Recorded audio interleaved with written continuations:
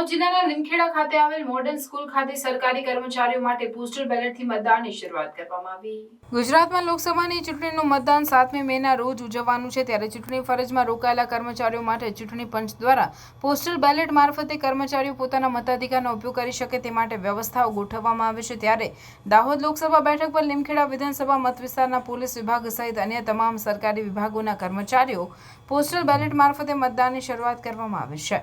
લીમખેડા વિધાનસભા વિસ્તાર માટે મોડર્ન સ્કૂલ ખાતે 2 ફેસિલિટેશન સેન્ટર શરૂ કરવામાં આવ્યા છે। બંને સેન્ટરો પર પ્રિસાઇડિંગ ઓફિસર સહિત ચૂંટણી સ્ટાફની નિયુક્તિ કરવામાં આવી છે, જેમાં ફેસિલિટેશન સેન્ટર 1 પર પોલીસ વિભાગના તેમજ અન્ય મળી કુલ 77 મતદારો મતદાન કરી શકશે, જ્યારે ફેસિલિટેશન સેન્ટર નંબર 2 પર અન્ય તમામ સરકારી વિભાગમાં ફરજ બજાવતા 673 જેટલા કર્મચારીઓ પોસ્ટલ બેલેટથી મતદાન કરી શકશે।